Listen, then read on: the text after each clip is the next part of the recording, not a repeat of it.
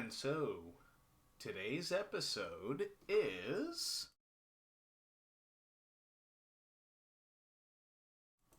Yeah, so before we go any further, let me just make sure that my microphone is in the right position. I will repeat, let me make sure that my microphone is in the right position. Oh wow, it's been ages since I've had to reposition this thing, so you'll pardon the blown out light. Hi, John. Yeah, there's a lot to do, and not a lot of time to do it in. But is there ever? I mean, let's be real. You can never buy more time. It's impossible. Time isn't a commodity. It just is. And then it's gone. Funny thing about that. So, for those of you who are here for the first time, my name is Rich Drezen. I am a cartoonist, publisher, animator of 20 years, even though I don't really animate anymore. And I am the host of this show. And I also need a haircut and a shave. So, yeah, that's enough about me. Oh, and I'm also getting married in, excuse me, I am getting married on October 22nd of this year to a wonderful woman named Stephanie. Beyond that, she's camera shy. Don't ask for pictures, or I might punch you. So, some other things that I do. Oh, well, we'll get to that. You can commission me if you like what you see here on this show. We have packages starting at $15, although that may be discontinued because nobody seems to be buying it. But I do single character commissions starting at $35. You can add an extra character, $25 each. Some good stuff. I also offer pet portraits. I also offer birthday parties and corporate events and other kinds of parties that you might be able to think of. Coming out parties, engagement parties, divorce parties. I don't care. As long as you're not doing anything illegal, I'll be happy to teach you and up to 12 of your friends how to draw. Still plentifully available is a board game that I manufactured, LuckyZilla the game. You can get it on LuckyZilla.com, and one of these days I'm actually going to make that silly video I promised I would make. That's promised in the game's instruction manual. I'm a little behind on that. Still available, featuring new restorations and bonus features, is a celebration of LuckyZilla on DVD and Blu-ray disc. You can buy those on LuckyZilla.com. You can become a patron on patreon.com/DrezenMedia. Join for as little as $1 a month. Feed your imagination and take flight with LuckyZilla comic magazines. Get them on LuckyZilla.com. LuckyZilla number 27 is available for pre-order on there, so be sure to check that out. Also, I received word today from an old friend and a great friend, Jackie the Joke Man Martling, who helped my career by commissioning me to produce some animated shorts and edit some videos for him. If you know Jackie at all, he was the former head writer on the Howard Stern Show, and he is the Joke Man. He's been telling jokes for many years. There are jokes he does not know, but he knows quite a bit. He's got a near photographic memory of jokes. So he is starting a new podcast. I would like to give a shout out to Jackie and his co-host Peter Bales, launching February 2nd. Stand Up Memories, hosted by both Jackie and Peter. You can head to their Facebook page and follow them, give them a like. Also subscribe to their YouTube channel. That information is on there as well. I wish them the very, very best. Jackie, I love you, man, and I hope that this podcast is a success. I'm sure it will be. Now, to get into the business of this episode, let me just come clean. For the past almost 6 months that I've been in my new place with my fiance, priorities have shifted, changed, and otherwise been completely abandoned because I'm getting married. There's a lot to do, and there's also a lot that I don't really need to do anymore to prove myself artistically. I'm just sticking with the things that I feel are most important and, just making every available bit of time that I have for non-art related things. Taking trips with my fiance and spending time with my fiance and our cats. Earlier in, actually late in the summer, we adopted a little guy who you've probably seen on the last few episodes, little Jafar. When I filmed the 100th episode of Drezen Draws in late 2020, that was the 30th episode that I had done that year. And this is episode 119, so that's almost 2 years later. I mean, the 100th episode, in all brutal honesty, was an endurance test. As I drew 26 characters in an 8-hour period. That was a lot. Drezen Draws, it's inevitable that it's going to continue. In what form, that's constantly up for revision. There were even times where I use stock music, royalty-free stock music, through Epidemic Sound. And it's a monthly subscription. And while it's not terribly expensive, it's also not cheap after a while. So the thought crossed my mind, do I change the format of the show completely and just do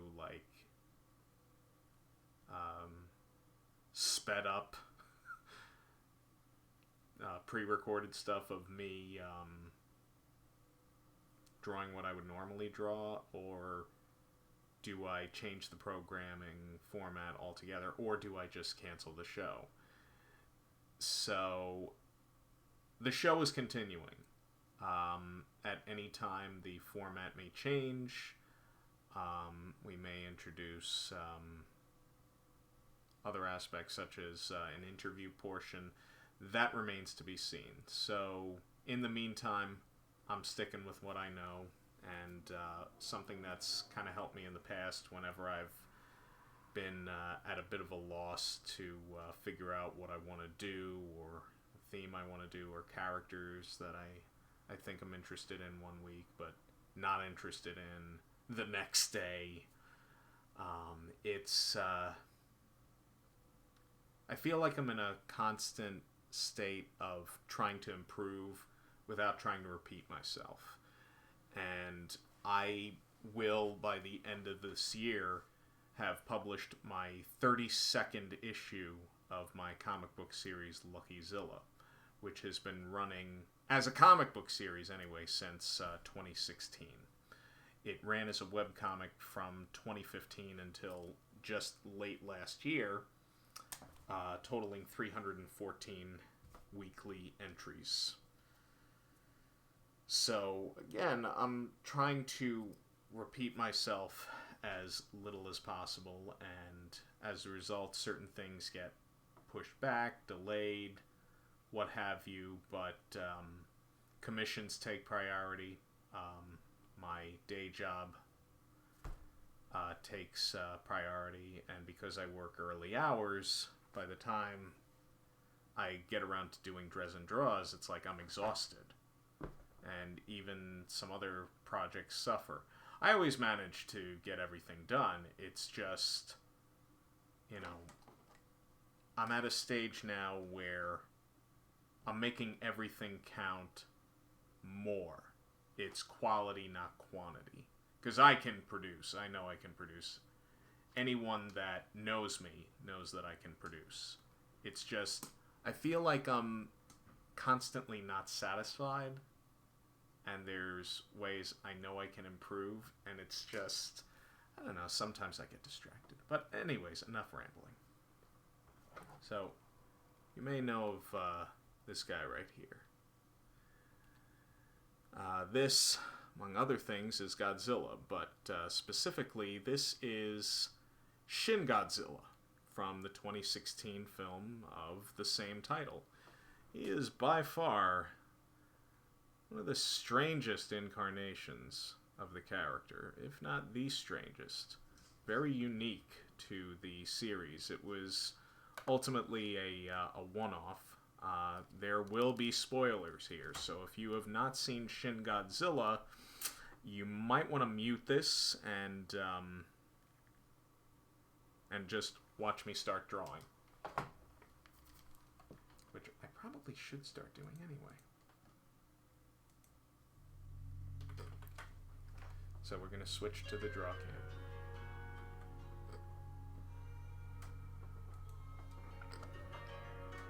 As you can see right here, I did some rough sketches of stuff. Now, Shin Godzilla was made by two directors, both of which had extensive experience in animation, particularly with the Evangelion series.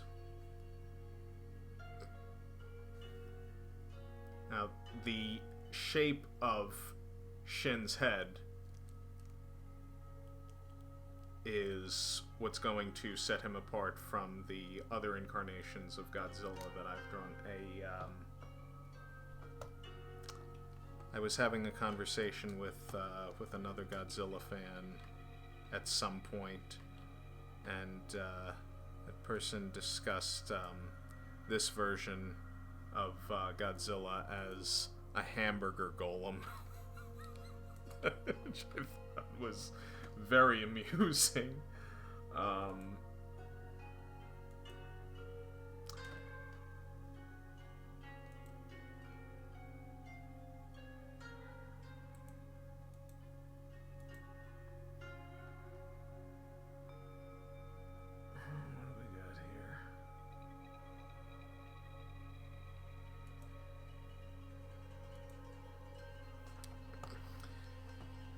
So, that's just a sketch. We're going to be starting over.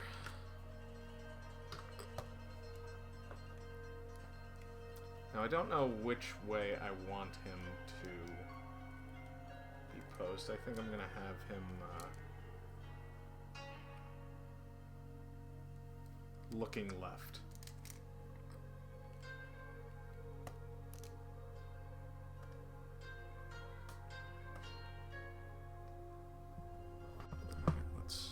Move the microphone over there.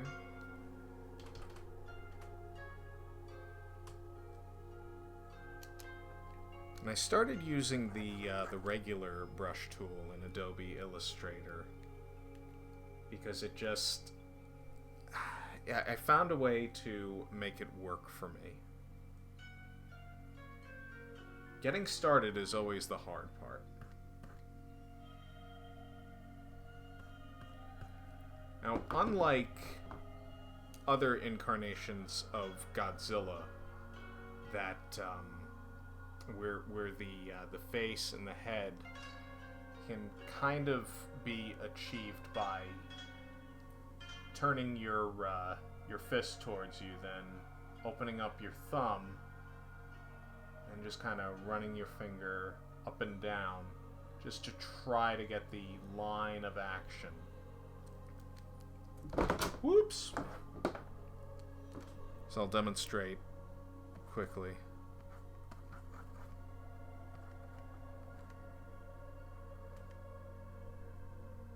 I mean, not so that it ends up looking phallic, but because this is just how I figured out how to do it. You also give him 2 sets of cheeks. And his nose. And his brows. And of course his ears. His ears are very important.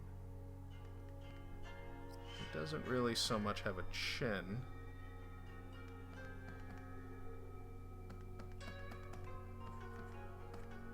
Neck, and then of course we start going over the exoskeleton spikes on his head.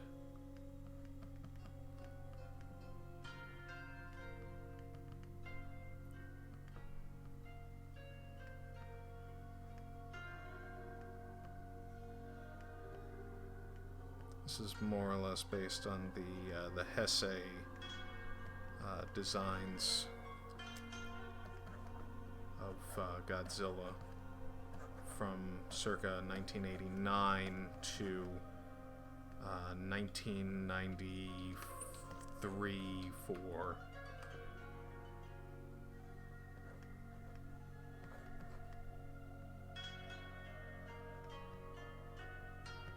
I did a fan fiction comic, Godzilla vs. Lucky-Zilla, in 2019. Unfortunately, it is no longer available online.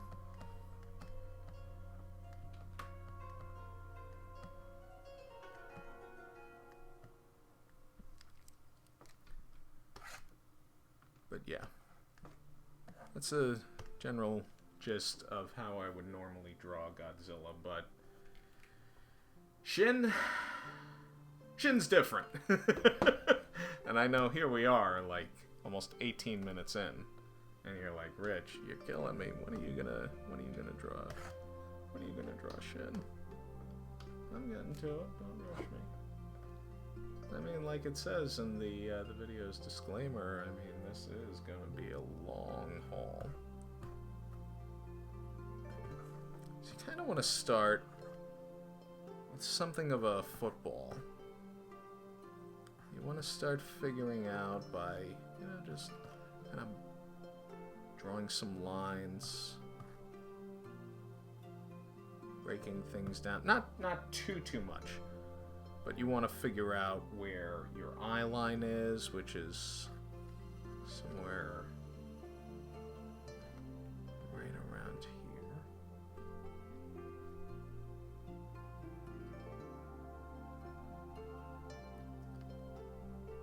And right in this area, we're going to have the mouth. So we're going to undo that. We want to have the mouth extend to about back here.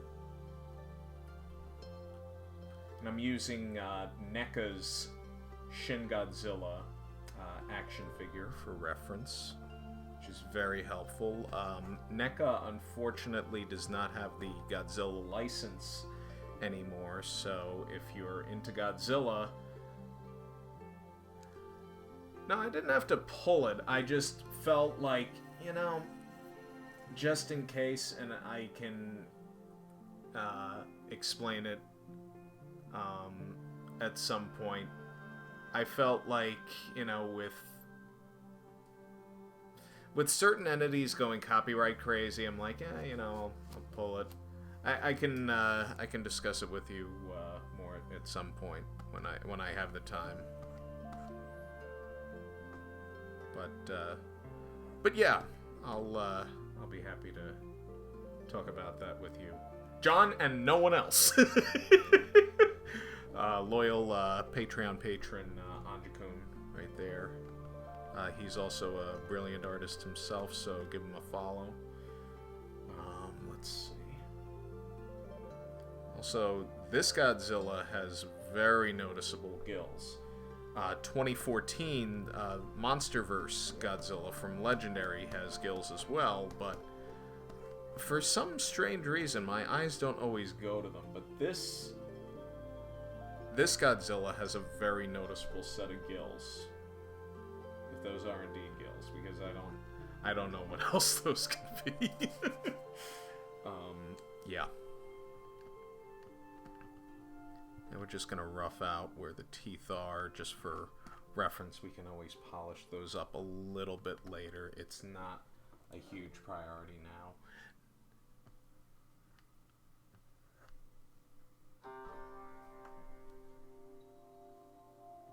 We can start carving out some more of the face.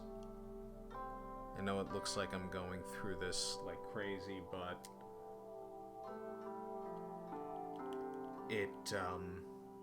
it's always great to have a frame of reference when you're drawing, particularly a licensed character. If you're drawing an original character, then it's a totally different story already. Because, I mean, it's like the character doesn't exist yet, so... But when you're creating art for a licensed character and you're given model sheets, I mean, work from those model sheets.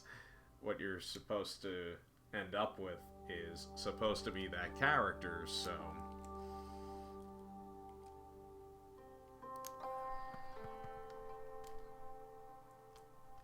Unlike other versions of Godzilla, this one doesn't seem to have a very apparent exoskeleton about his head, unlike other incarnations. In the Heisei period in particular, he has noticeable exoskeleton spikes on his skull, as well as in the original 1954 design, and one of my, as of late, personal favorites, the 1955 Godzilla Raids Again design. I mean, it had a rather unique set of teeth, according to some fans, who I don't often pay too much attention to anyway, say that it's probably the worst dental work they've ever seen. Although, to be fair, I think we've all been to at least one crappy dentist. And also a shameless plug for the Indie Art Show on February 5th, Great South Bay Brewery in Bayshore. I'm one of the 12 artists there. Oh, fantastic. I think you told me about that. I just can't remember. There's just been so much going on as of late. Especially with the wedding coming up. Which I've never looked forward to anything more in my life than marrying Stephanie, but I don't want to say too much else because she doesn't like being put on the spot. I'm not one to really be put on the spot either, so I'll shut up about her. I love you, Steph.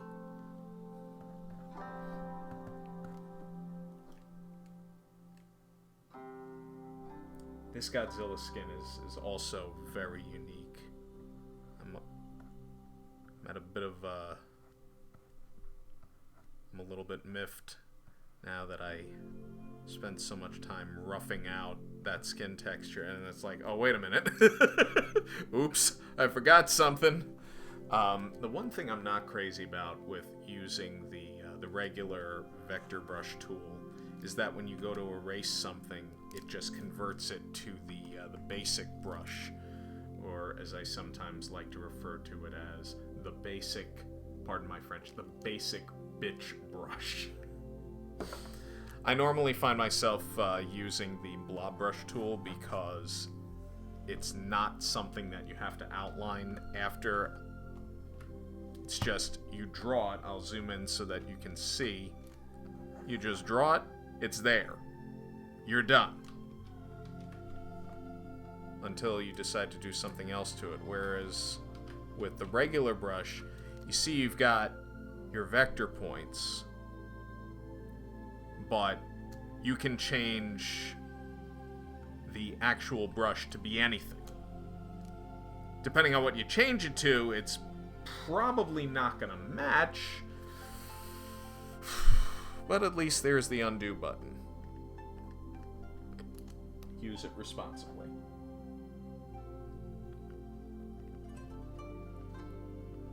Okay. This triangle shape right here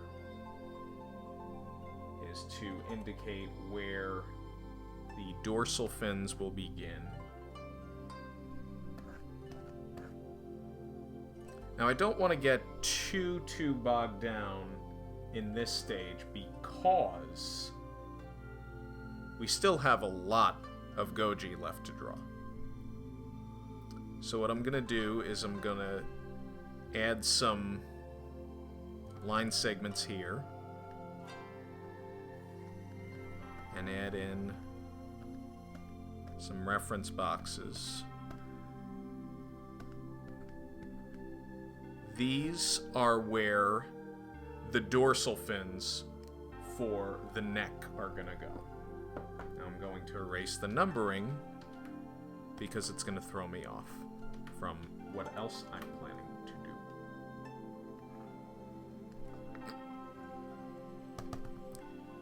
I was very excited when I learned of Shin Godzilla playing in a local movie theater because at the time, 2016, this movie was announced as being a Japan exclusive, which at first I and a number of fellow Godzilla fans found to be very disappointing.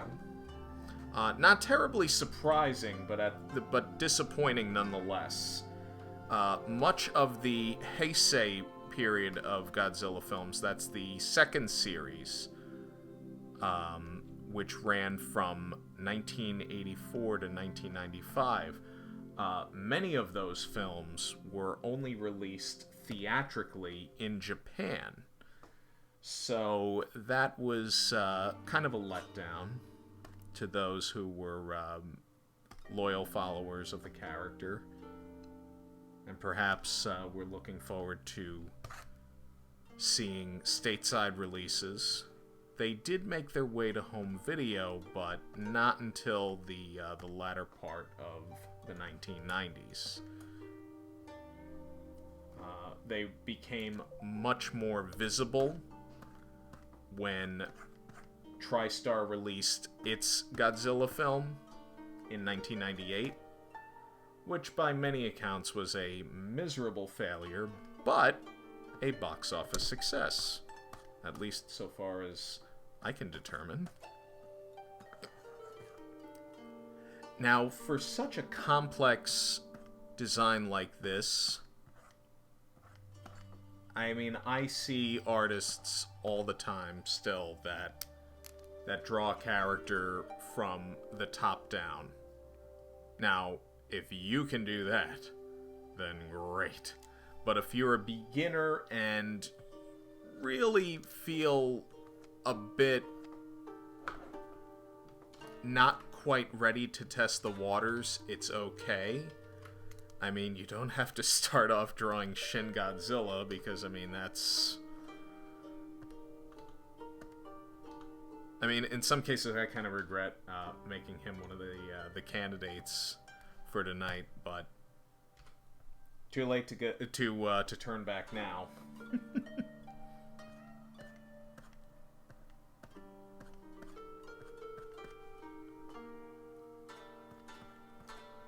But this NECA figure is, oh, it's wonderful. I would love to see NECA do more Goji figures. only time will tell if they get the license back. I'm not sure how that works. My only experience in the toy industry, come on you,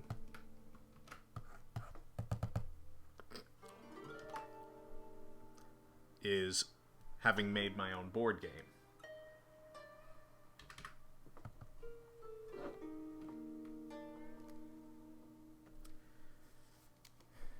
The name Shin Godzilla, it's something like new or ultimate or whatever. I just remembered I was going to open this episode by speaking a little bit of Japanese, but I start work at 7 o'clock in the morning, and by this time I'm surprised I can still focus on something as intricate as this.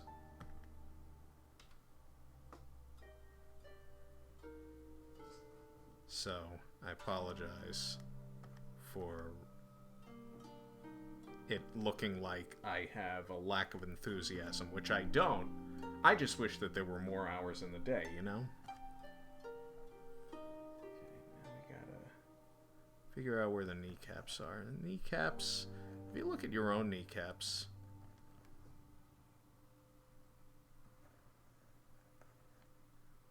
kneecaps you can kind of treat as drawing like an eye. And let me move over to the side so that we can try to address this. Okay, here's your torso, right? I'm going to label that T. Now, the knee is bent.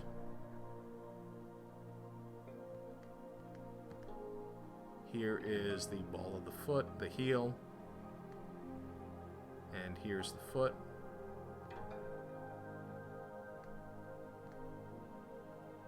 And I think that's called the instep. Now let's go to the knee.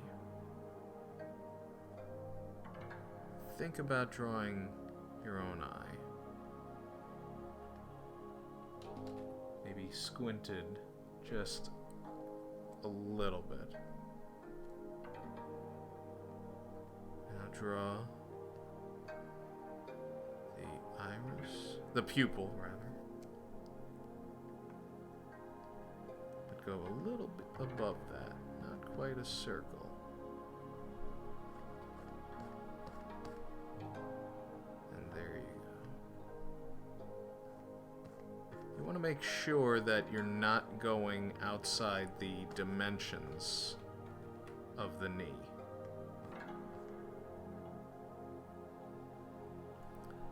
Much like when you're doing perspective, and you want to make sure that you line everything up to the vanishing point.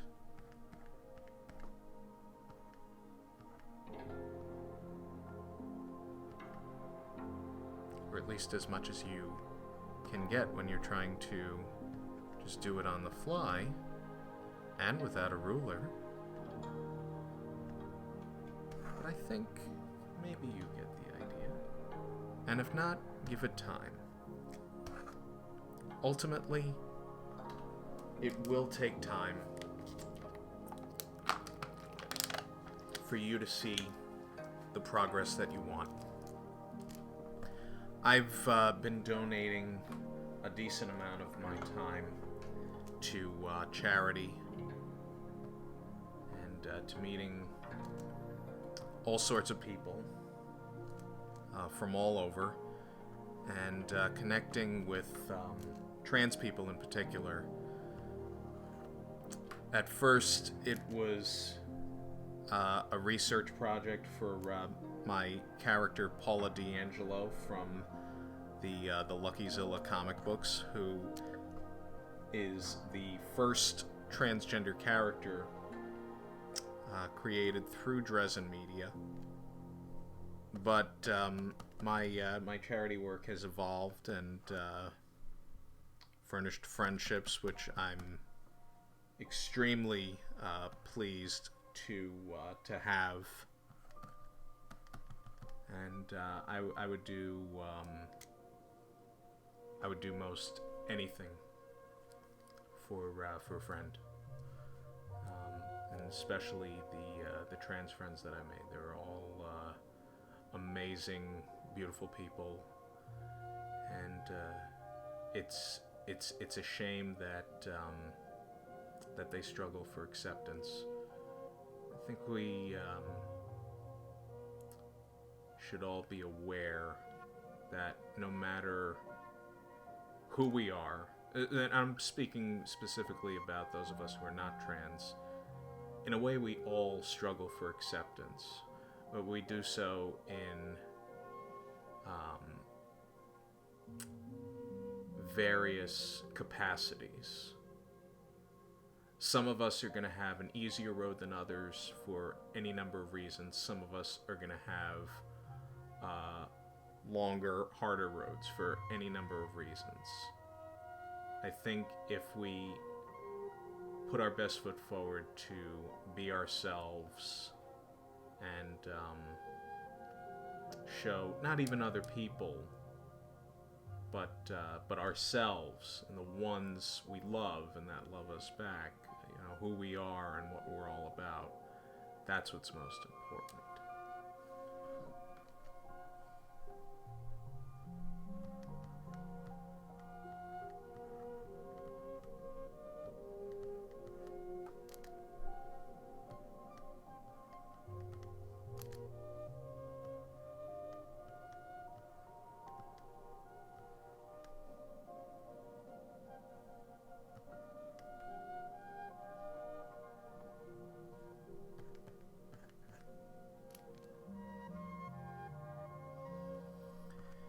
It would be nice if there were more hours in the day.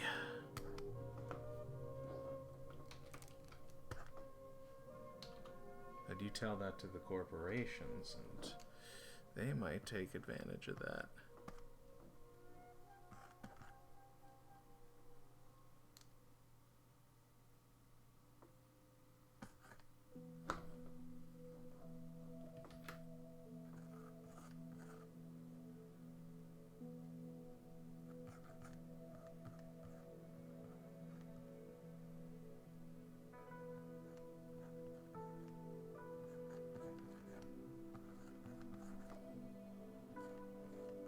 Depending on how much later I can stay up, I might actually watch Shin Godzilla again. I mean, I gotta say, I have been very impressed with the recent Godzilla films, particularly in the MonsterVerse. But I also think that that Shin deserves an immense amount of credit for what it did for the Godzilla franchise. So, I mean, there are those who are critical of it. I could see why, especially if you're a fan of something like Evangelion, and then it's like, you walk into a Godzilla movie, and you almost think, I feel like this is more like Evangelion than Godzilla. I don't know. I've never seen Evangelion, so I can't honestly say for sure. But if that's how you feel about it, hey, I mean, that's totally fine. I'm not gonna fault you. I enjoyed Shin Godzilla immensely, and of the Godzilla films made in the last 10 years in particular, I'd probably rank it number 2, right behind Godzilla King of the Monsters. But Godzilla vs. Kong was every bit as awesome as it should have been. I don't find it in any way superior to King of the Monsters. I mean, that was just wow. Of the Godzilla films released since the Millennium era, I'd say that King of the Monsters is very close to being one of my all-time favorite Godzilla films. I don't make top 10 lists, and I'm not gonna sit here and right now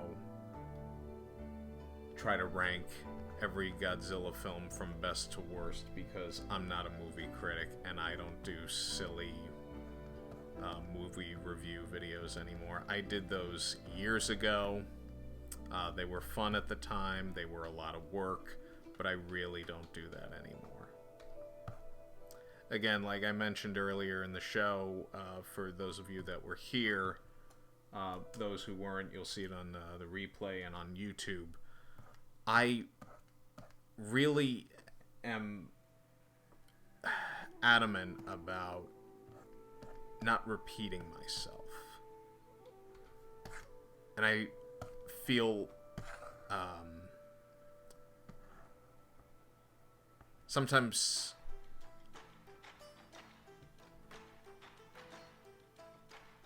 I'm a little overly critical of myself in the fact that, yeah, I just finished this thing and it's great, but what am I going to do next? Am I trying to outdo myself as a means of just getting better, or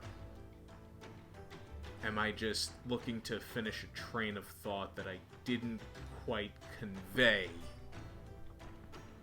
in my last video, or my last whatever it happens to be? And that's a constant struggle.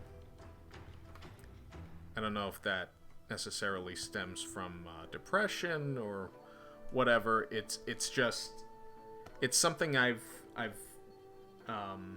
noticed about myself, and it's something that I work on, and I have developed a significant amount of confidence in my work in the past 10 years alone, so I don't really have any problem with confidence. It's more like I'm questioning myself in terms of my growth, and not so much the finished product, because I published a comic strip every single week for 6 years.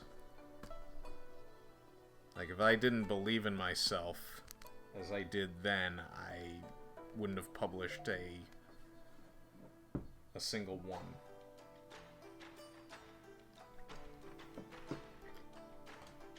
I have one unread comment, wherever that is.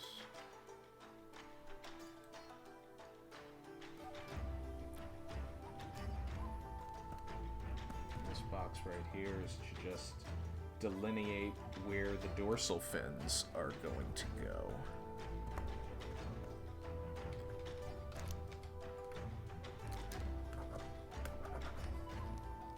Oopsie.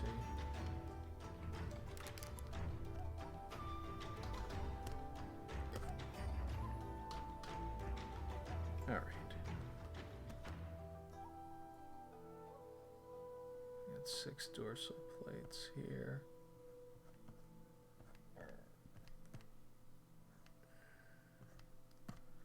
Okay. The size of those are going to vary, and then of course we've got stuff going down the tail, the absurdly long tail that I believe I recall a number of fans complaining about. Let's also talk about the Godzilla fan base. I have met some really wonderful Godzilla fans. When I, along with my friend Jason Klein and Christopher Super, met Nakajima-san, Satsuma-san, and Kitagawa-san, the 3 major suit actors that played Godzilla back in 2014. I mean, we were online for hours to get signatures. I, for my Laserdisc copy of Godzilla 1954, and Super, I believe he had one or two figures with him. I can't remember if one of them was the 1968 Destroy All Monsters Godzilla, but it might have been that one. I don't know. It escapes me at the moment. It's on my Facebook page and his. If you know Soup's a great guy. He's gonna be a groomsman in my wedding.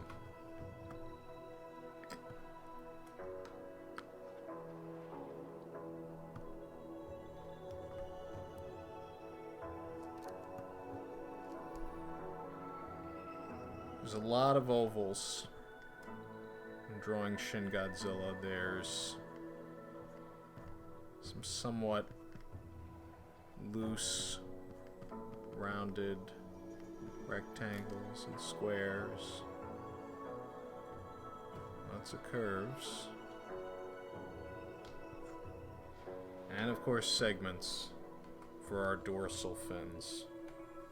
Now the dorsal fins can be basically whatever you want. One thing that I try to keep in mind is I'm trying to frame it on my camera. Maybe it's better if I use the full camera, so that this way I'm not just constantly staring at this this little box right here. Before the show, as I was sketching, I looked at my hand, and I'm like, okay, if I were to like trace my hand and then start using the warp tools, would that help? It didn't. But when you think of what Godzilla has possibly been through, he was created by a fusion of nuclear energy of some kind. Depending on which continuity you're following, he could have had a bomb dropped on him, an atom bomb.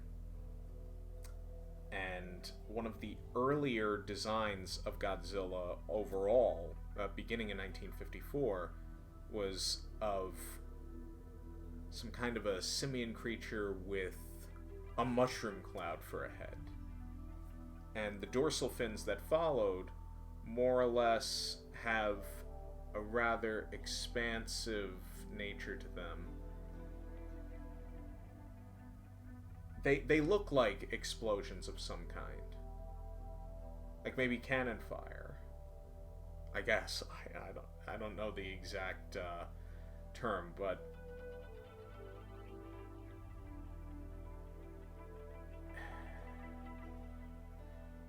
they're pointing out in all directions. So that's what I try to envision when I'm drawing the dorsal fins. They can be quite challenging. So you know what? That's going to be the next thing that we draw.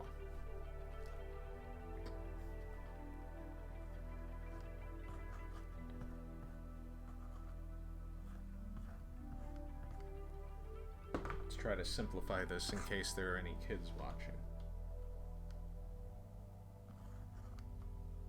Up and down.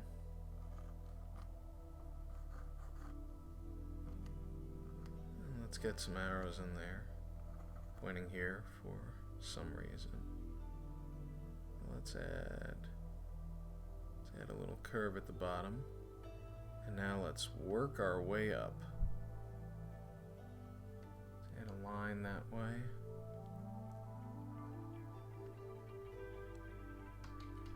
And let's add a curve this way, but then let's make a bit of a sharp left.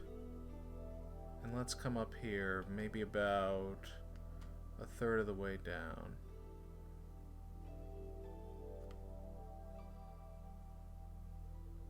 And now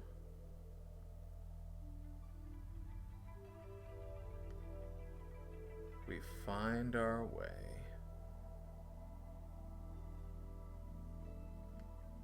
Trying to achieve some level of consistency. If it feels right, go with it. If it doesn't quite feel right, hey, if you're drawing digital, feel free to hit that undo button. Make it your friend. Because when you work with paint, forget about it. You're gonna have to wait until that dries and then, paint over it. Especially if you're working with oils. I mean, woo. Anyways.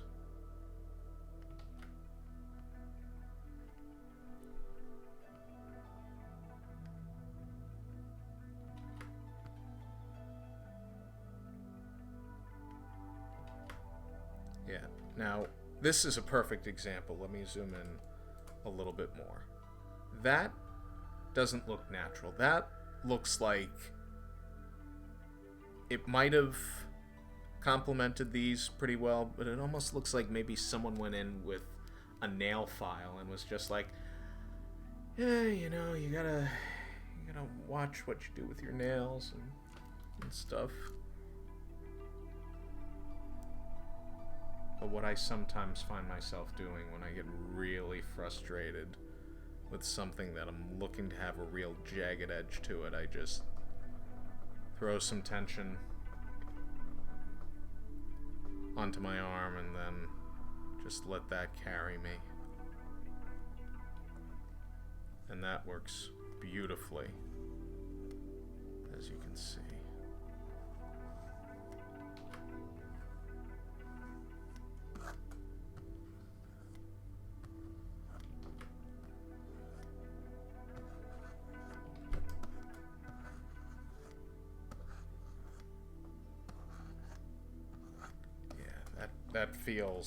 That feels like something. Now,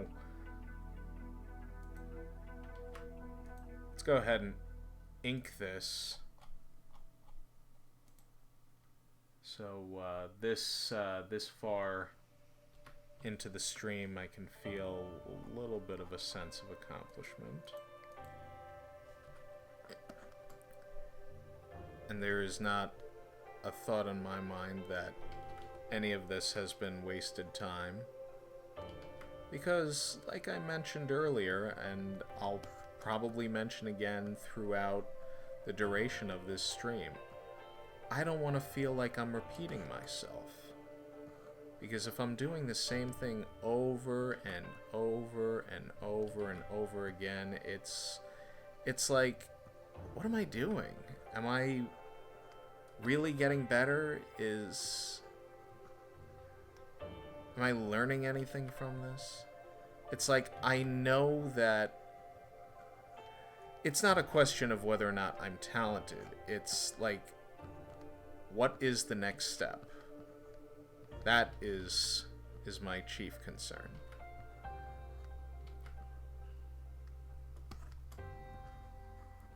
Like, I arrive at a point where I've struggled on a prior project. And I'm like, okay, I handled this like this on the last project. Now I have to handle it a little differently because I'm older, I'm wiser, I made mistakes, I have a plan of attack, so let's go for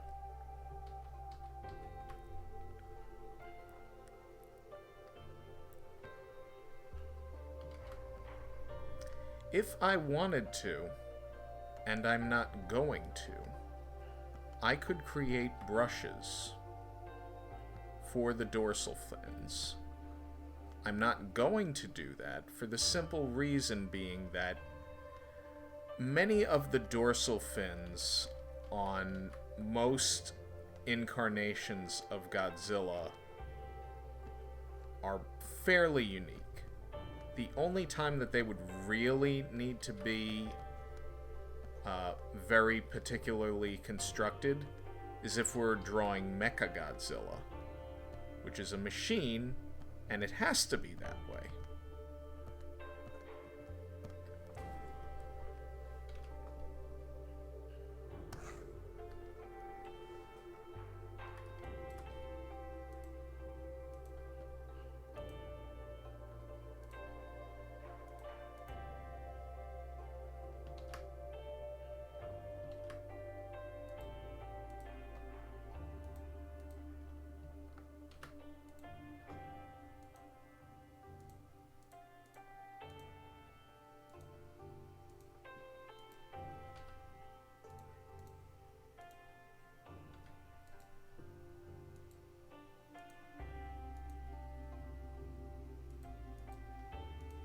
There we go.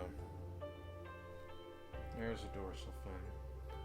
Now when we end up coloring Shin,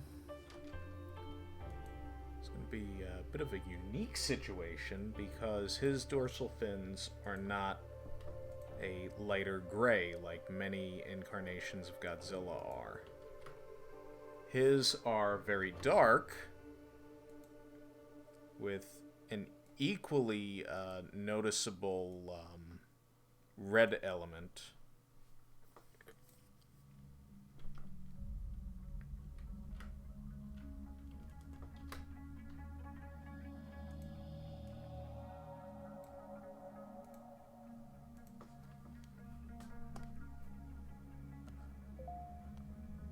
So why don't we start brainstorming that so that this way there isn't any guesswork.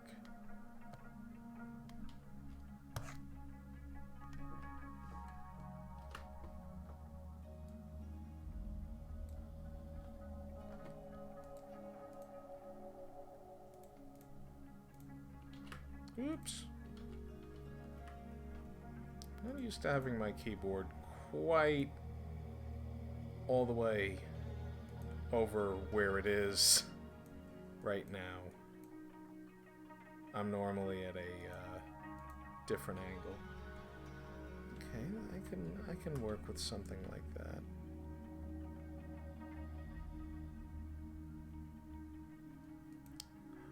What I do want to do, however, is I would like to demonstrate. I don't know how well this is going to go, but I feel like being generous anyway and showing off some of the tools of Adobe Illustrator to those perhaps unfamiliar.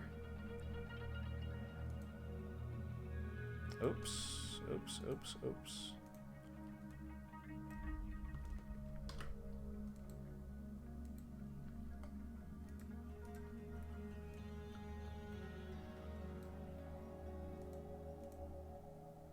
If we did want to make a brush, this is how we would do it.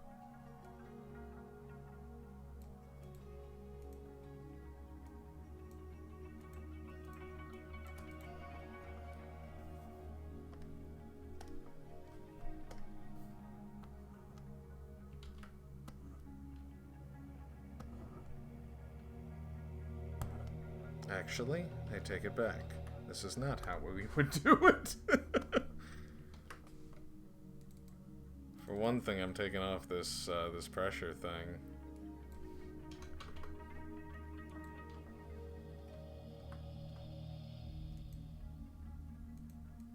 And we're gonna scale proportionately.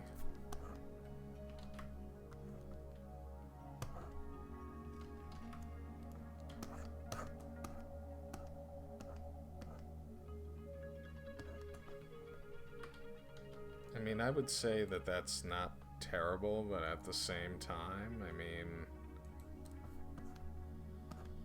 when you start to clean stuff up, all these dorsal fins kind of look the same. I keep pressing the wrong button.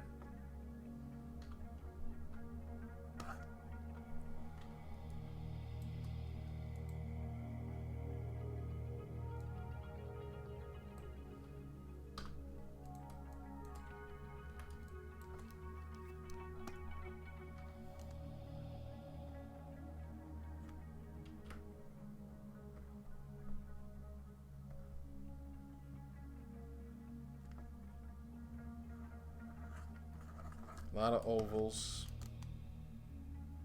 a lot of curves.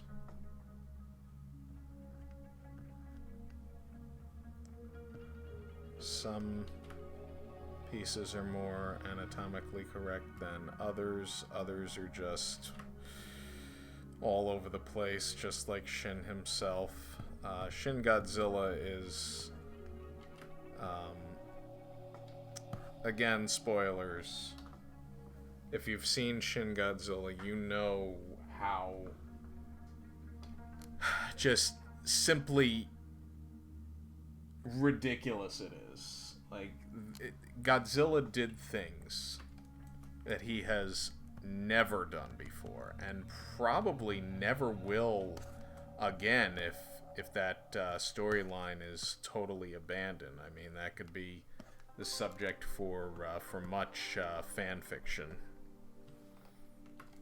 If any of you who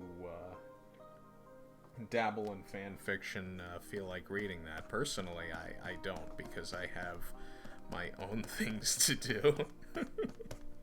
And plus, I've already been there, done that with fan fiction.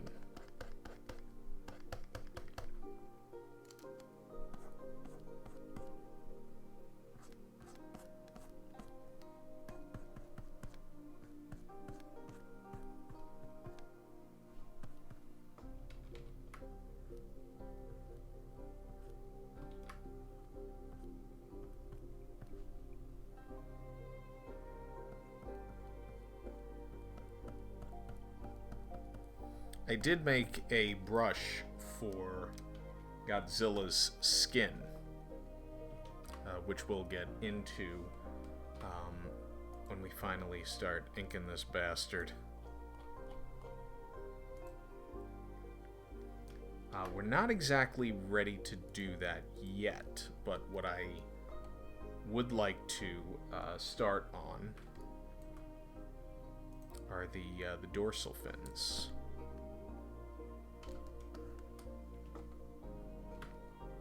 Let's start up top.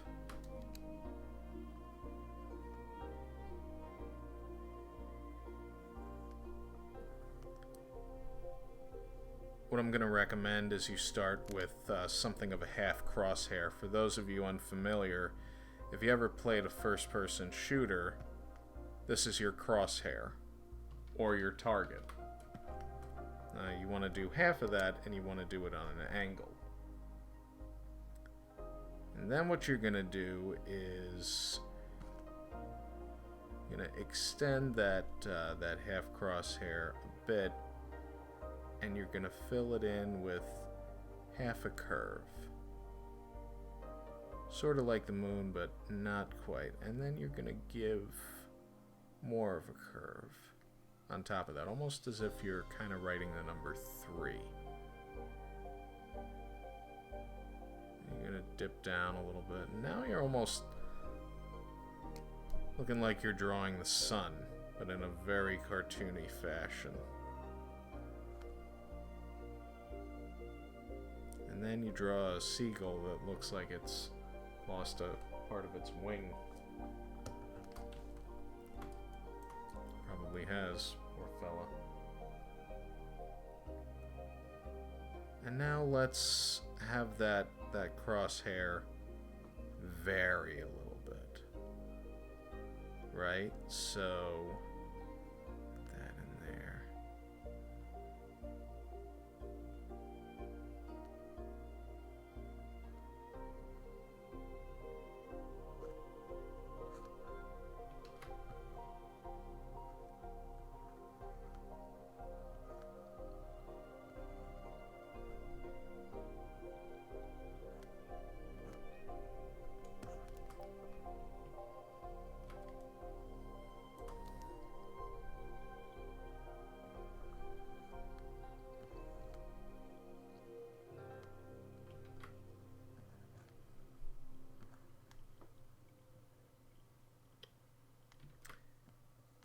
You may or may not believe me if I were to tell you that I only came up with this particular technique just a few minutes ago.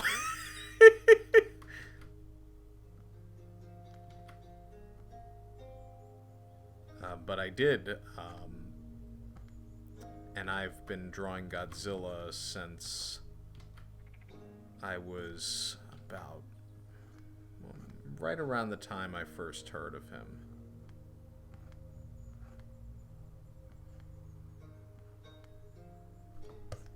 So I want to say 94 or so.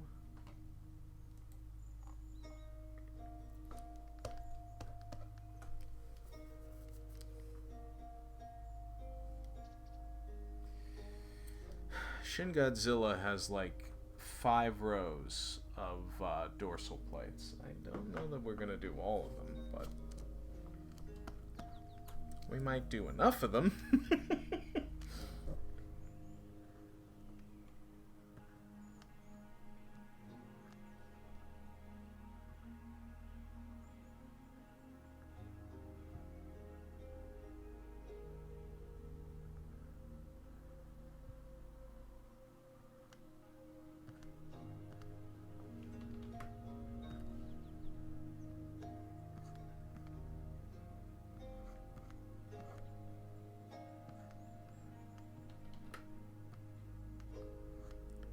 It usually helps if you start at the bottom and work your way up, because if you try to work your way down like I'm trying to do, it just won't feel as natural, and before you know it, you're gonna feel like, am I drawing flames or am I drawing something that's solid and rigid, like a bone structure or whatever?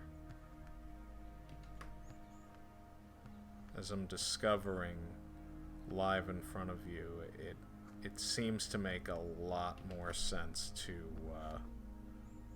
draw from the top down. Even though I set some of the brushes that we might be using as going from the bottom up.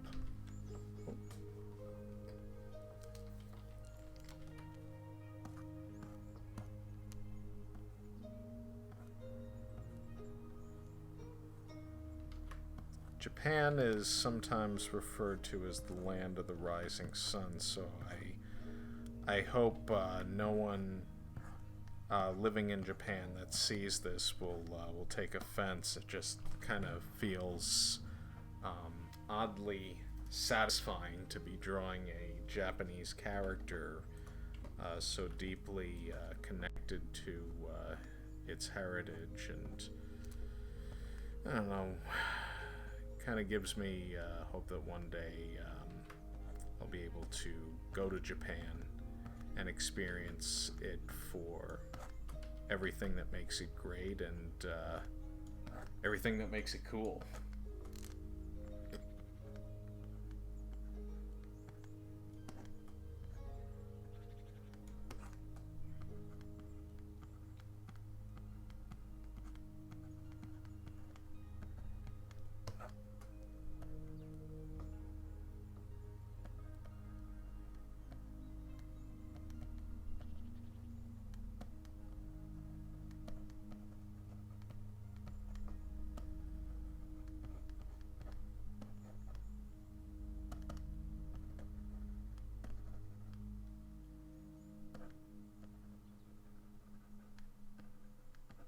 I'm just going to kind of improvise.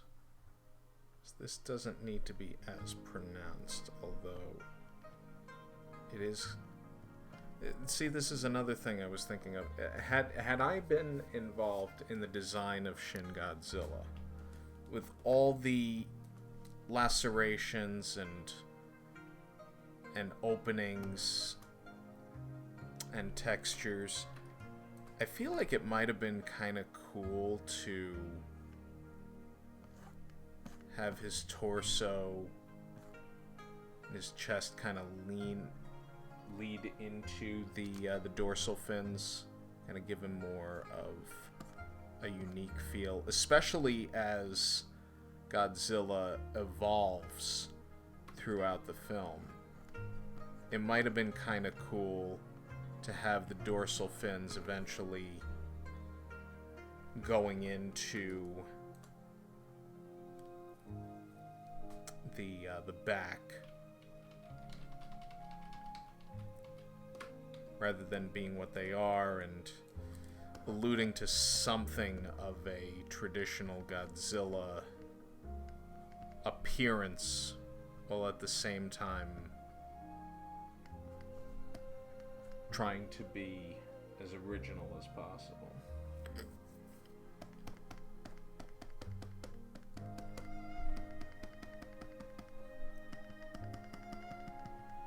the form that we're drawing of Shin Godzilla is the fourth form. He evolves from 3 prior forms of varying levels of grossness. This is not your father's Godzilla. I can promise you that.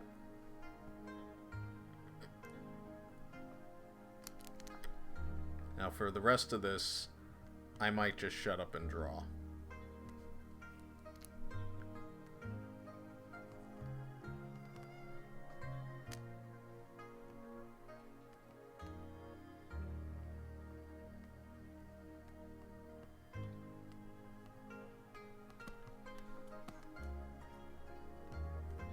I don't think he has ears either.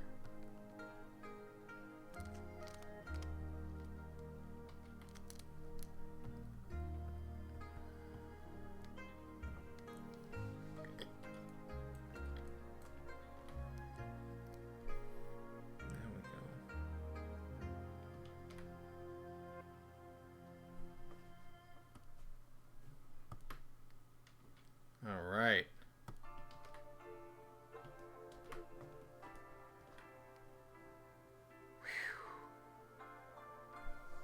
I think what I'm gonna do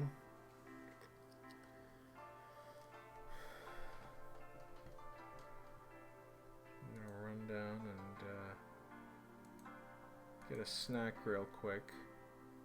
I will be right here and you can listen to this this music.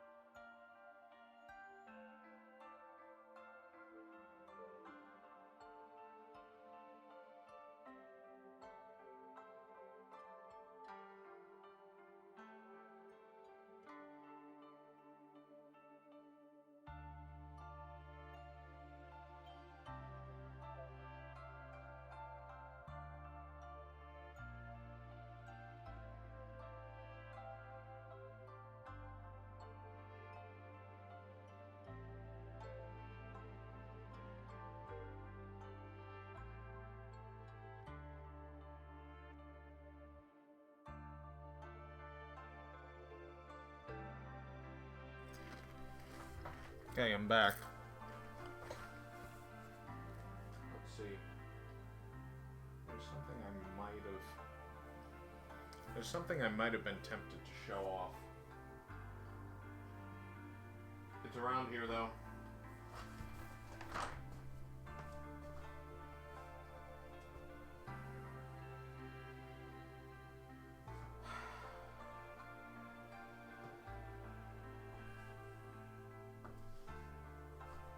Question is, where the hell did I put it?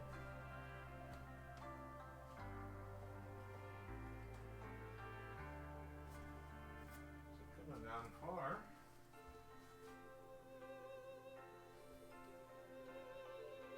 I don't think.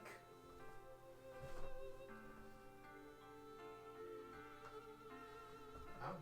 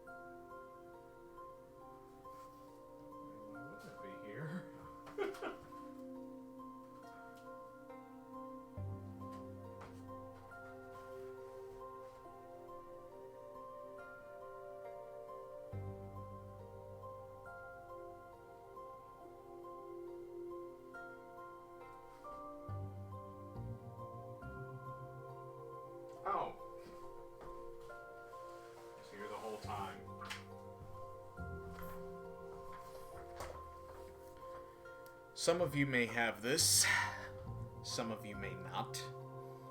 I believe it's still in print. It's more than likely a limited edition set. It is, it has a dust jacket, as it's called. I guess to collect dust. So, yeah. But this is the Showa era films from Criterion. Got some beautiful artwork in here by all different artists. The discs at the end. I mean, Criterion did a hell of a job putting all of this together. I really commend them. Some of my friends that are on the inside of film restoration, they're not crazy about Criterion sometimes.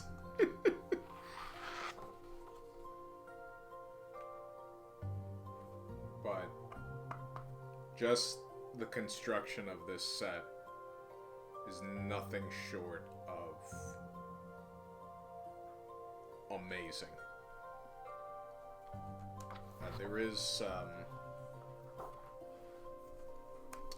There are two pieces in here that I would like to give shout-outs to the artists for.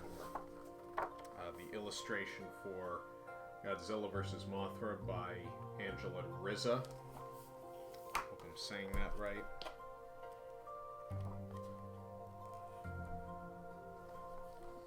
And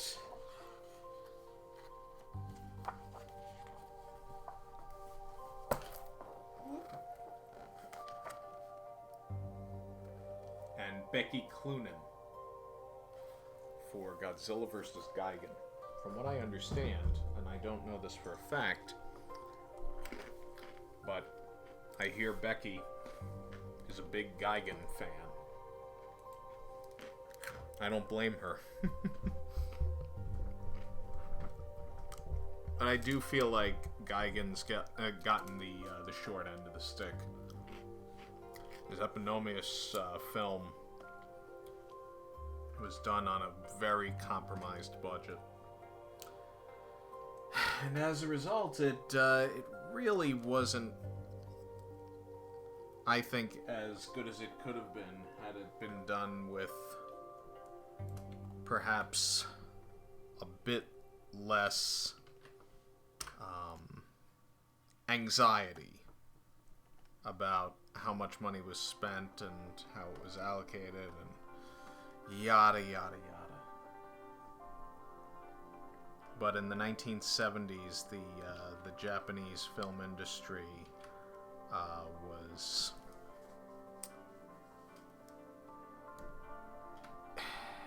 not in the greatest shape.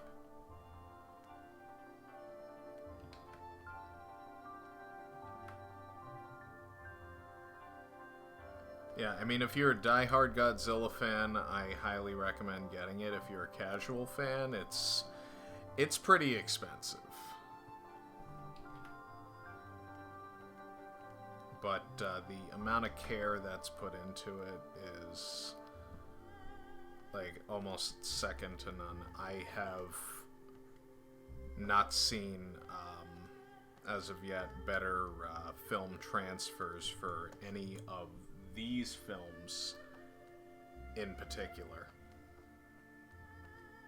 And I mean, the ones that got the closest were classic media, but not for the initial 1954 Godzilla film, for the subsequent ones.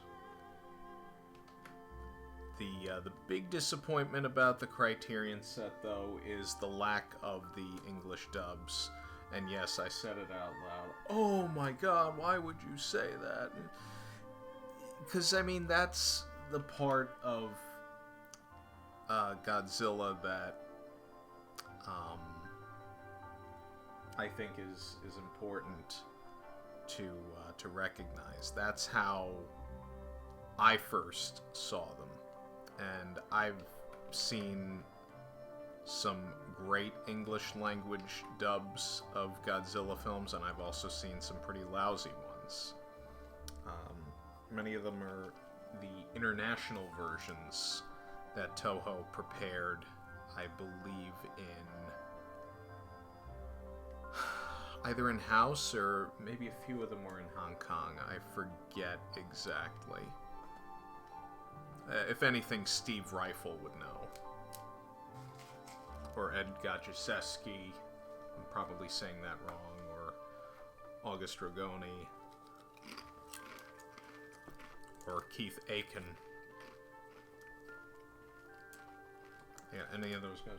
Hey, maybe even Neo Monster Island, Sean McGinnis would know.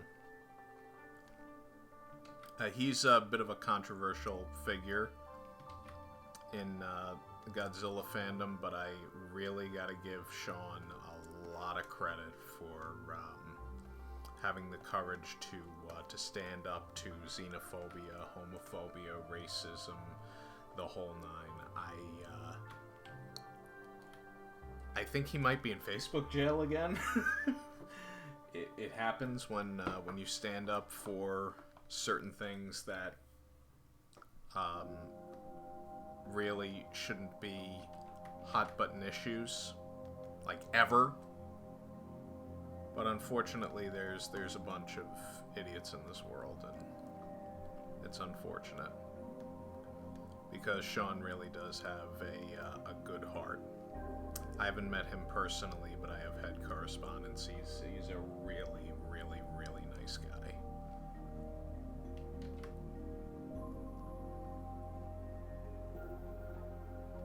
As is Steve.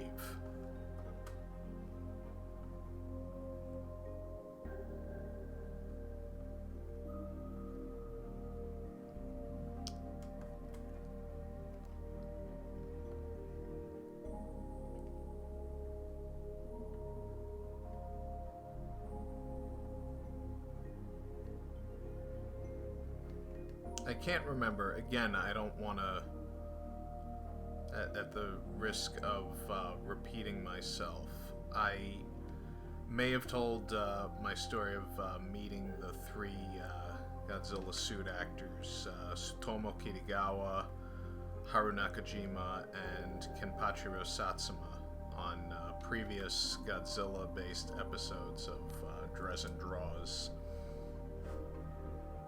So, if anything, go back and watch those, as I don't want to keep telling the same stories over and over again. And if for whatever reason I didn't tell those stories, I'll probably tell them on another episode. Or maybe I'll try to wrangle some friends that are artist friends, to maybe we'll all draw Godzilla at the same time and see what we come up with. That'll probably be maybe 2 months from now, in case for whatever reason I fall off the wagon with getting this show, with keeping this show going, and I'll run over to Soups, because he doesn't live far from me now, and be like, dude, come on over. I need your help. I need to draw Godzilla, but I need you to draw Godzilla with me.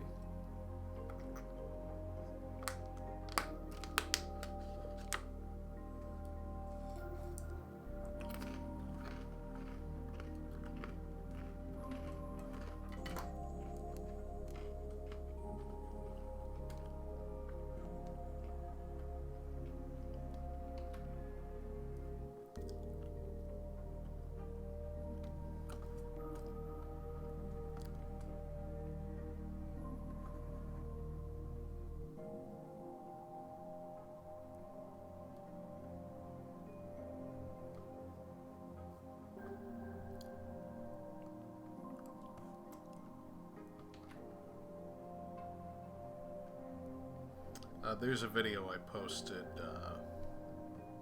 2 or 3 days ago. I want to say a gentleman in France or a country of French interest and or politics made explaining certain aspects of Shin Godzilla's different forms, as well as speculations upon what his further forms ahead after this one, his fourth form, may have looked like or were planning to look like, either in sequels or within Shin Godzilla itself. As it stands, Shin Godzilla is a 2-hour film. There's a lot of ground to cover already, and like a few previous Godzilla films, especially Godzilla vs. Mothra,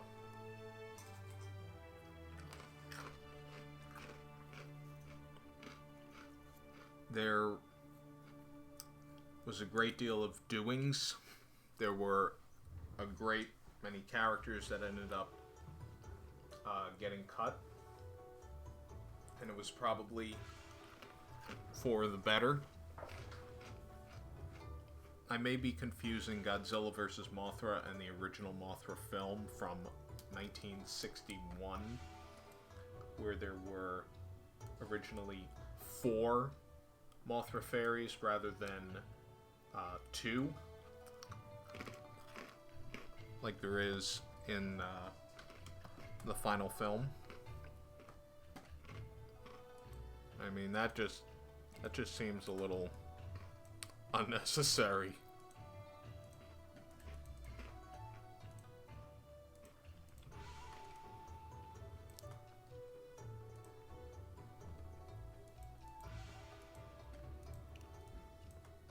I think one of the cats pooped again.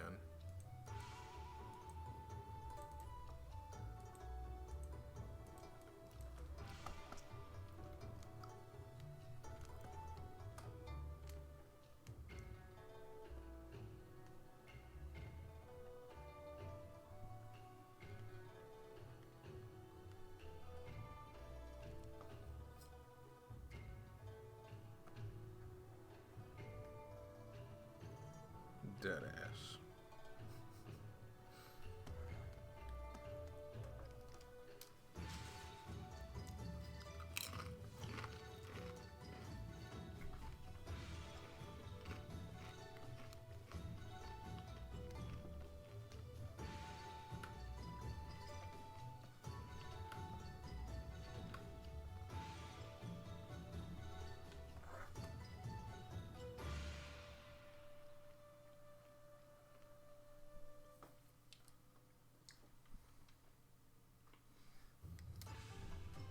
We're going to get back to the edge of the tail. If you've seen Shin Godzilla, perhaps you'll agree with me. If it blew you away as much as it blew me away. Like, oh cool.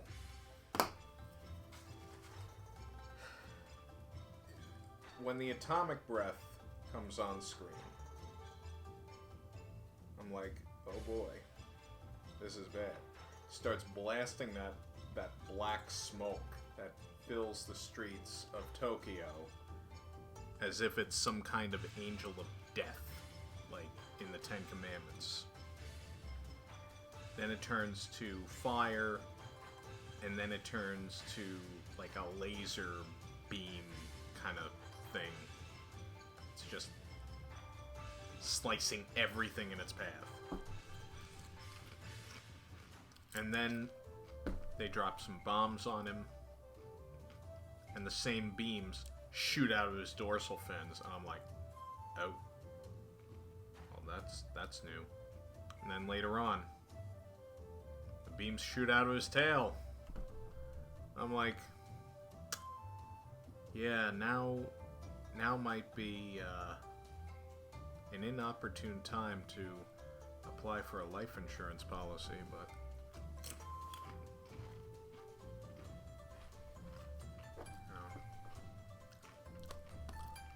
Like the at-home COVID tests, get them while you can.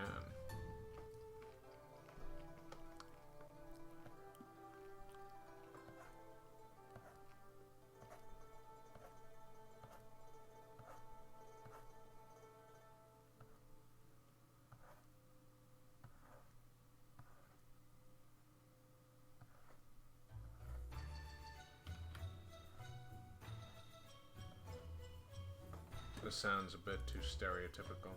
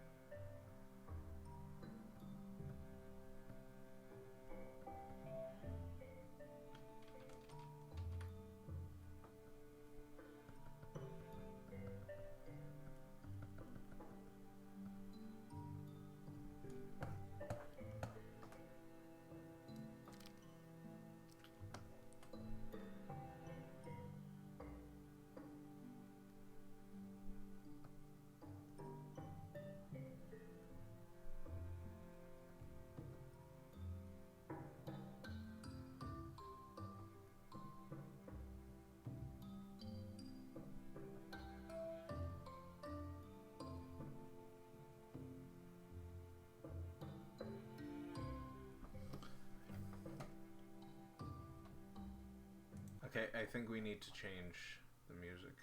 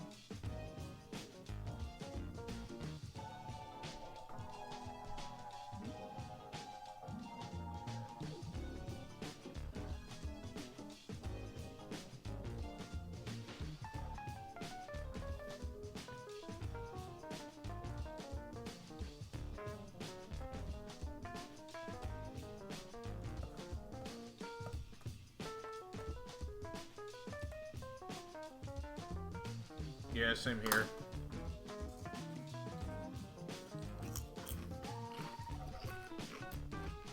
Yeah, that is one job I would not want to have right now, is being responsible for mailing out those tests. Probably a nightmare.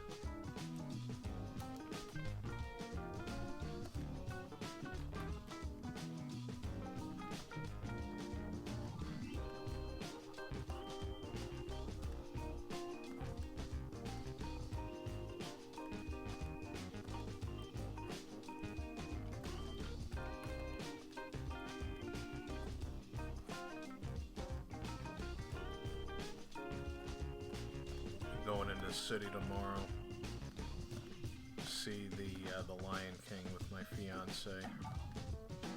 It was my Christmas present from her. Because I'd never seen it on Broadway, and I believe she has a few times, so yeah.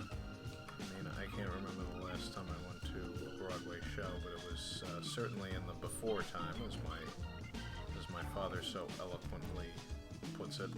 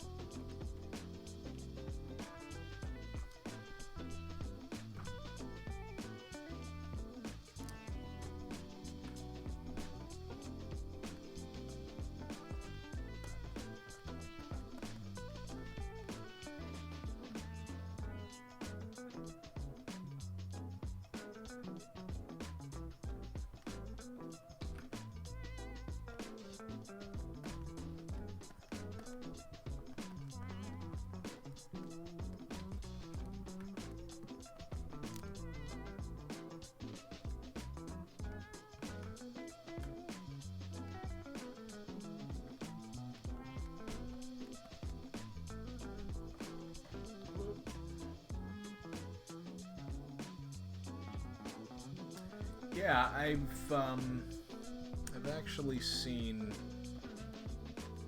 quite a bit of them. I don't know if it's Monster Island Buddies or there is an anime.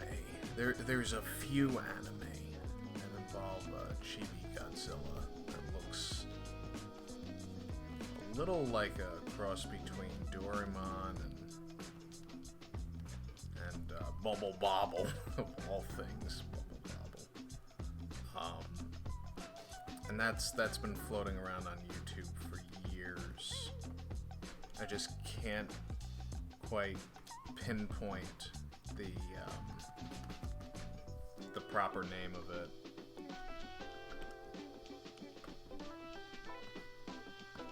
but it can be found without much, without a lot of effort.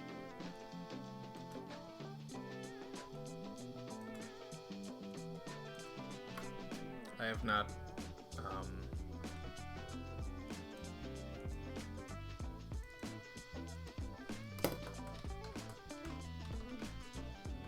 saved yet.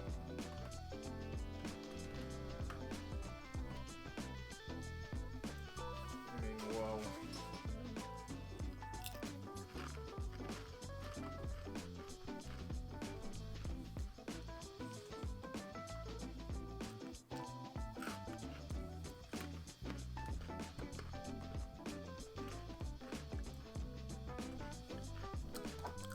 Save often, they tell me. Save often, I tell myself, rather.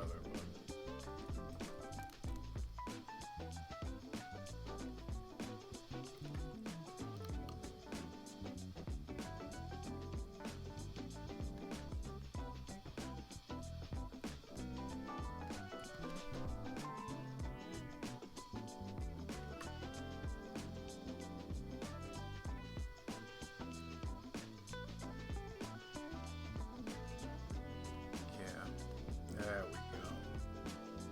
Sweet.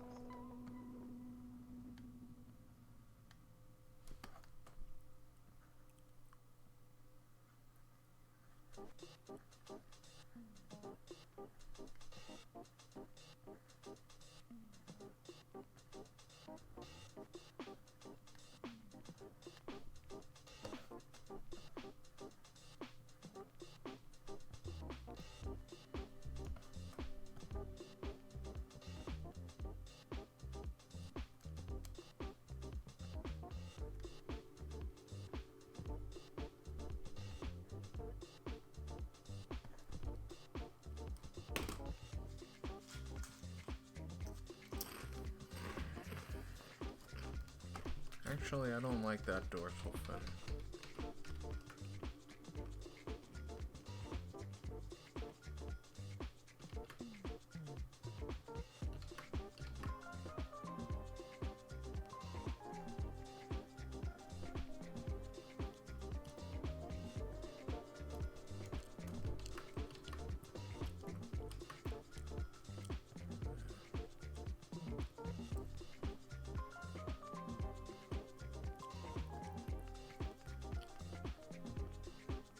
There we go. Okay. That I can jive with.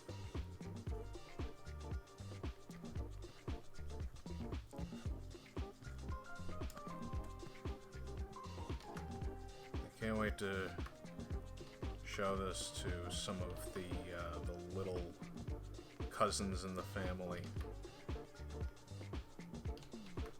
Hopefully they see it already.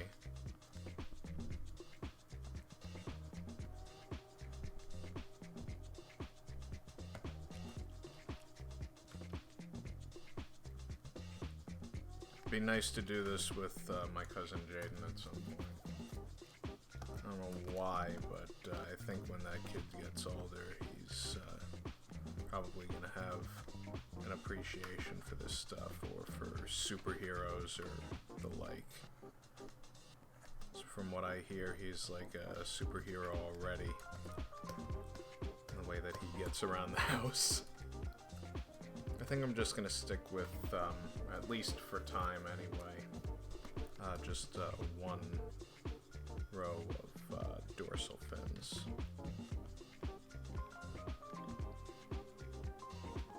And the more disfigured, the better, because Shin Godzilla is disfigured as all hell. By whatever it is that made him what he is.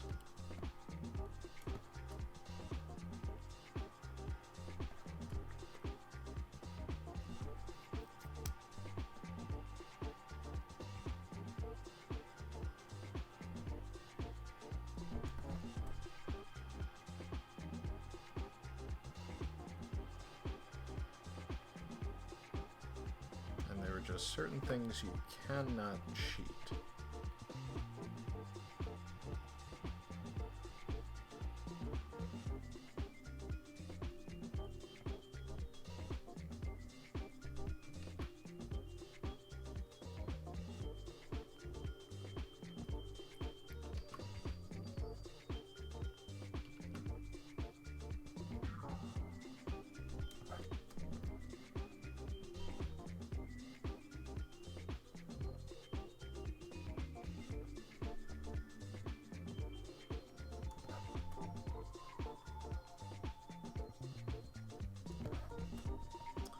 Funimation handled the English language dub of Shin Godzilla, and I mean, it is Funimation, and their stuff is done reasonably well.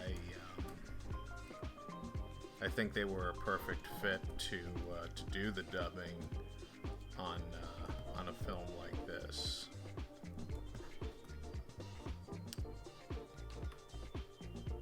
I think they hired a good group of voice actors. There was one voice actor in particular that struck me, and I wouldn't say that the voice annoys me. It's just a little surprising that they went in that direction. So there's this one character. He's a politician. And he sounds like a slightly watered down version of Sean Connery.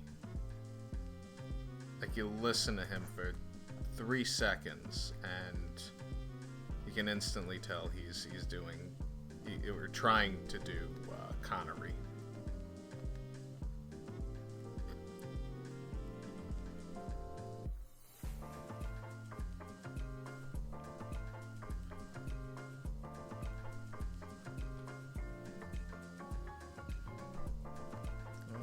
Kitties are going at it.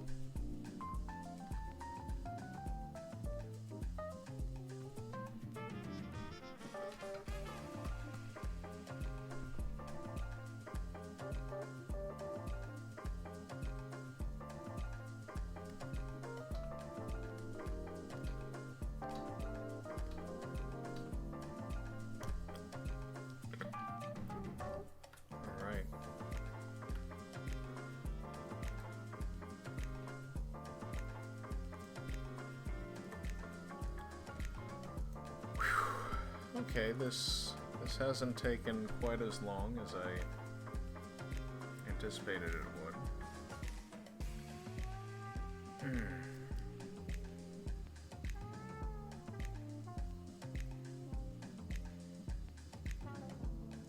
But I am tired.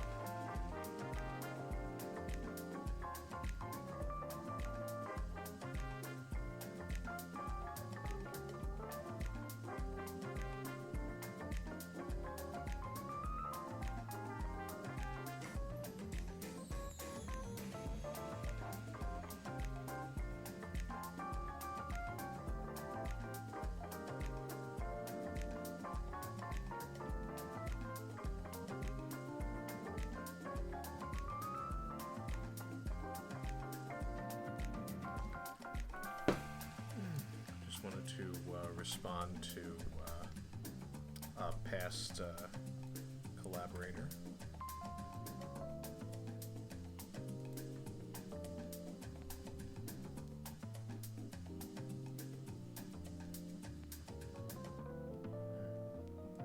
It may have made my computer angry.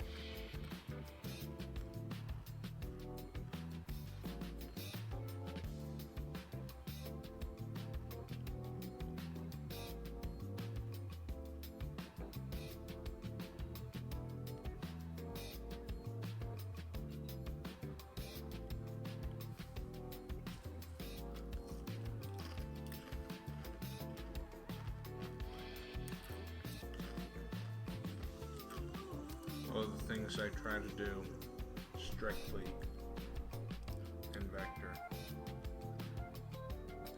All good.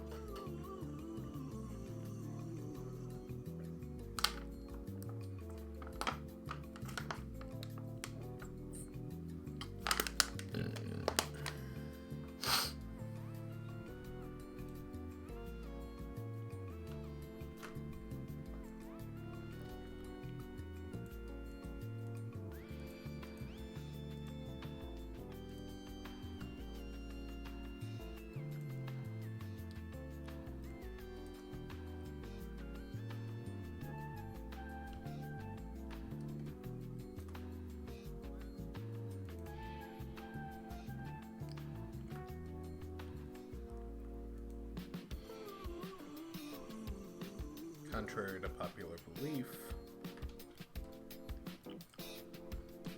Godzilla is not green. He is charcoal gray.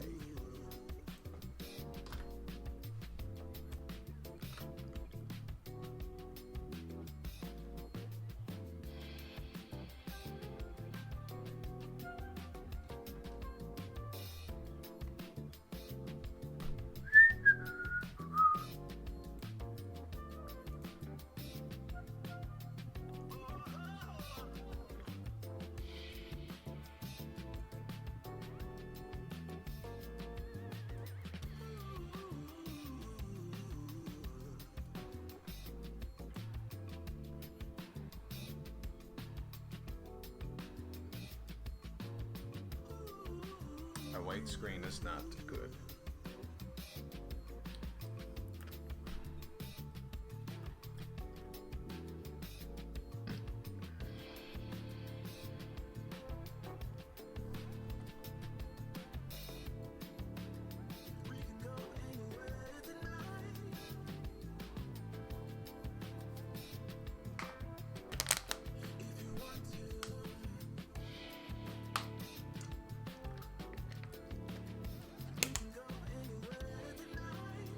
Like 4 years ago when I did Trogdor. Or was it 3? I can't remember.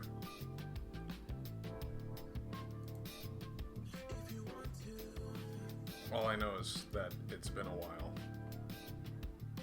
since I did Trogdor, and this is what it was like.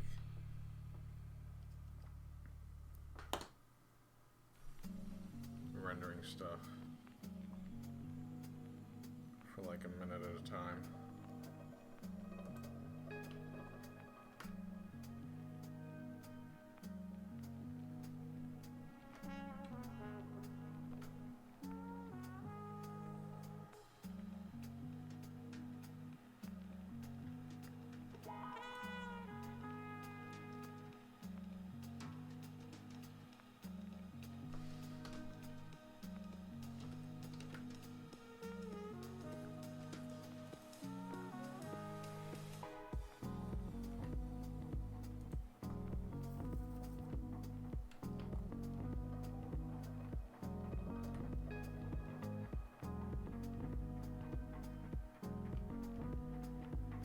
Oh, wait a minute. He's way out of this. Come on, Drezen, you're clever as hell, you can figure this out.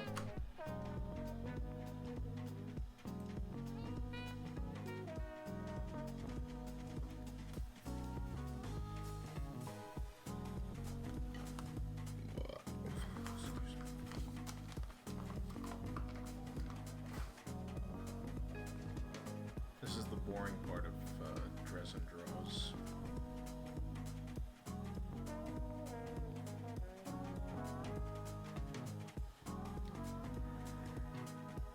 Pardon me.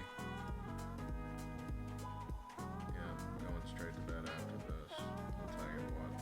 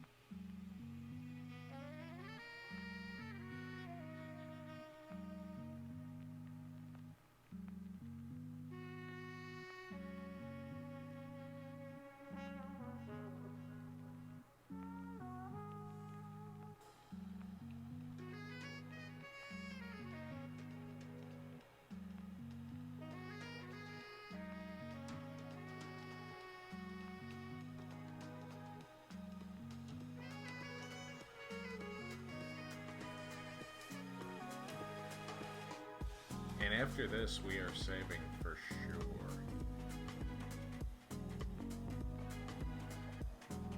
I mean, we gotta.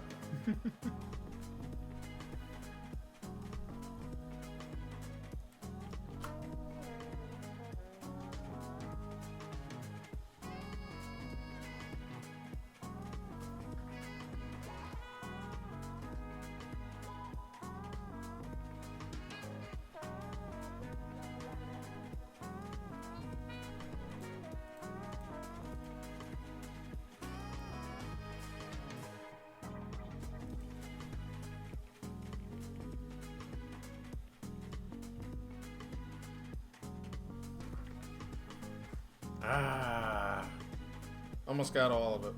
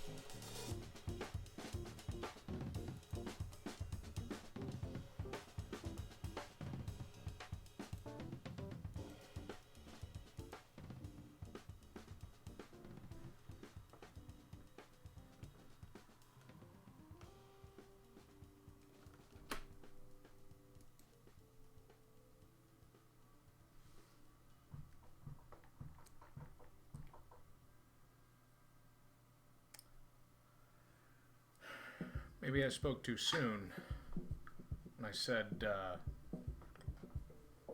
perhaps this wasn't going to take as long as I thought.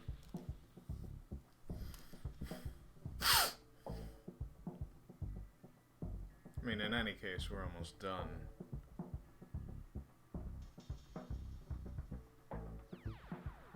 It's just, this thing is, it's got a lot of moving parts.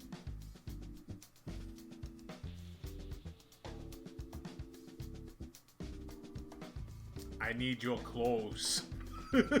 Give them to me. Come with me if you want to live. I've done an Arnold impression in a very long time, and it certainly shows.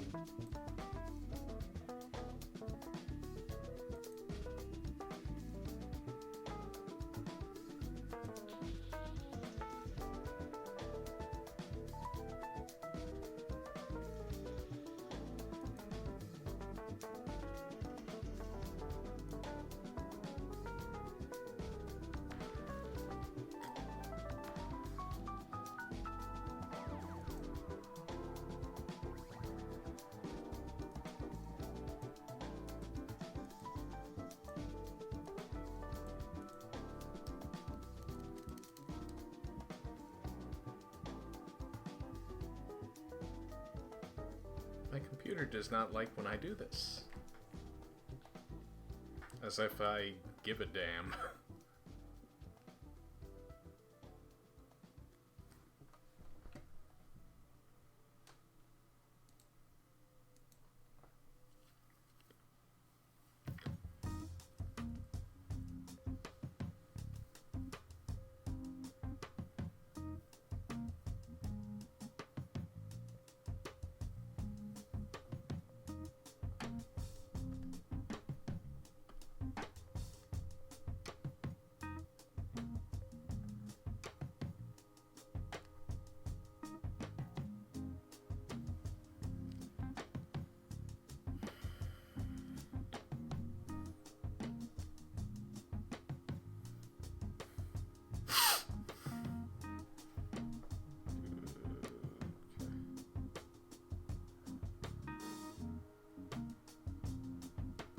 I did hear that.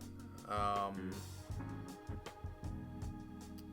to think of what else. I think he also damn near broke Linda Hamilton's neck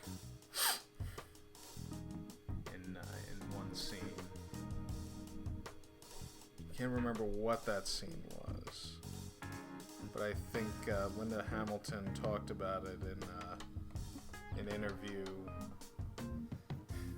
with either Conan O'Brien or one of those other late night guys who I can't think of. Maybe Fallon. I know it wasn't Kimmel, that much I do know.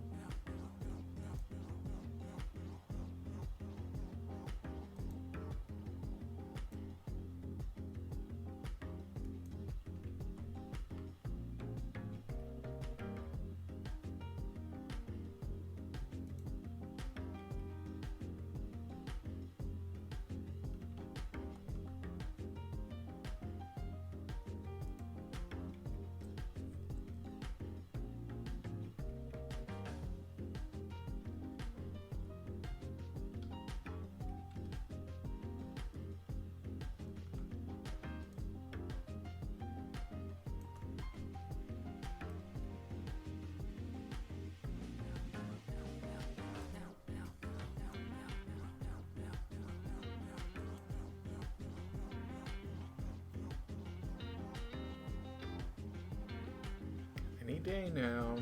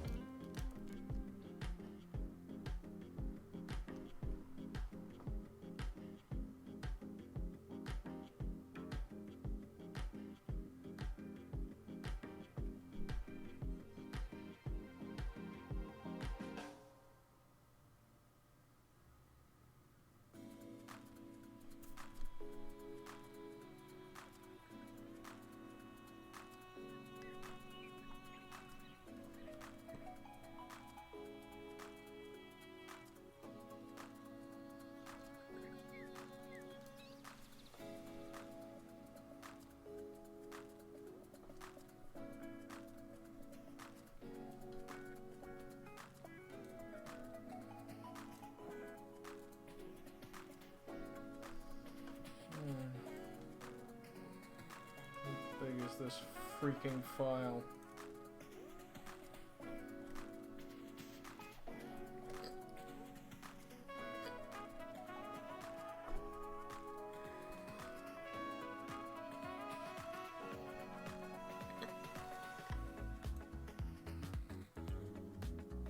This is 9 megabytes.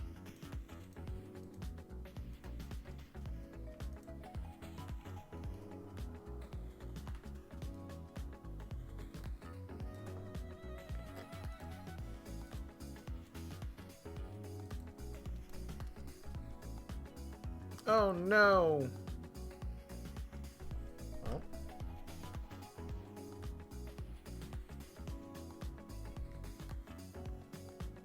There we go.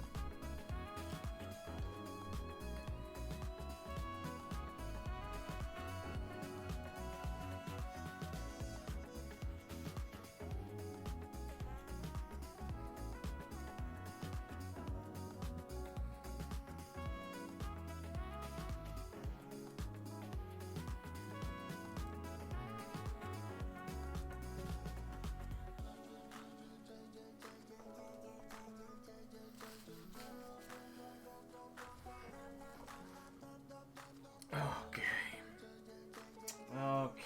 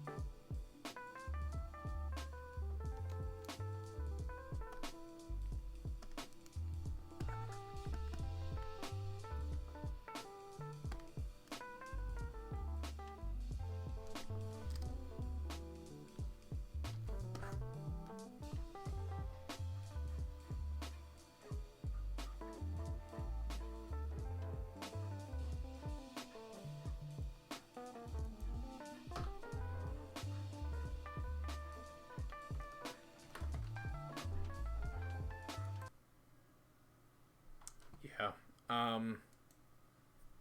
don't need to sign this.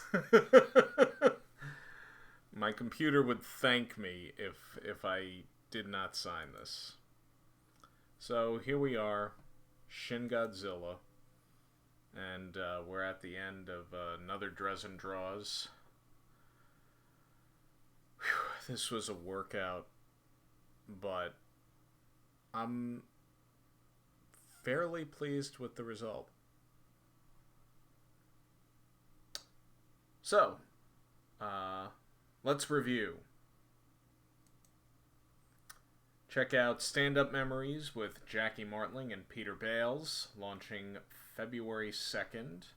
Go to their Facebook page for more information. Commission me for any of your commissioning needs. Now booking birthday parties, corporate events, and the like. Lucky-Zilla the game. Get it. Celebration of Lucky-Zilla. Celebrate it. Become a patron. Feed your imagination and take flight with Lucky-Zilla comic magazines. I'm Rich Drezen. I'm very tired. But I feel very accomplished. Stay drawsome.